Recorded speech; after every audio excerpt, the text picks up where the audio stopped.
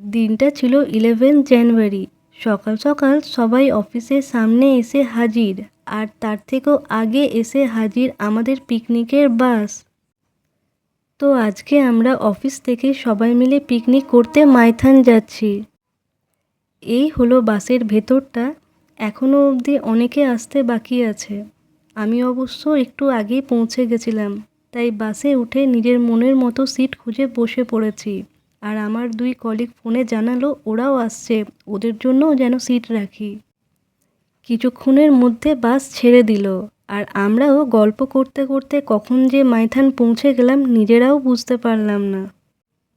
ওখানে গিয়ে দেখি আমাদের থেকে আগে অনেক গাড়ি আর লোকজন হাজির হয়ে গেছে। অবশ্য কেন হবে না, এখন তো পিকনিকের সিজন, তাই ভিড় তো হবেই। অবশ্য আমাদের রাঁধুনি আগেই পৌঁছে গেছিলো, তাই আমাদের ব্রেকফাস্টটা রেডি করে রেখেছিল। আমরা ওখানে গিয়ে মুড়ি ঘুগনি খেলাম। তারপর সবাই মিলে বসে পড়লো যে যার লেগ পুল করতে। এটা ছাড়া কি পিকনিক জমে, তাই না? তারপর সবাই টিম ওয়াইজ ভাগ হয়ে বোট রাইড করলো।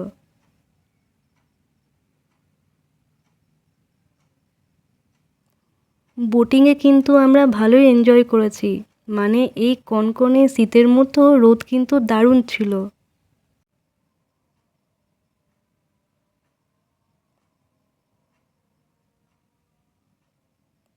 কিছুক্ষণ পর আমাদেরকে এই দ্বীপটাই এনেছিল, এটা নাকি সবুজ দ্বীপ।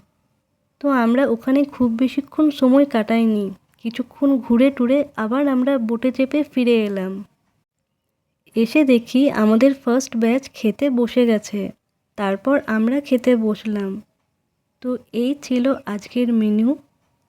আমি যেহেতু ভেজিটেরিয়ান, তাই আমি পনির নিয়েছিলাম। যারা নন ভেজ তাদের জন্য ছিল মাটন উইথ ফিশ। আর শেষ পাতে সবার জন্য চাটনি, পাঁপড় আর এই নরেন গুড়ের রসগোল্লা। সব কটা আইটেমই দারুণ ছিল। অবশেষে 4:30 নাগাদ পড়ন্ত বিকেলে আমরা পিকনিক স্পট ছেড়ে বাসে চাপলাম, আর তারপর ওখান থেকে বাড়ির জন্য রওনা দিলাম। ওভারঅল দিনটা সবাই মিলে অনেক এনজয় করলাম। আর সবাই মিলে বলতে লাগলো আসছে বছর আবার হবে।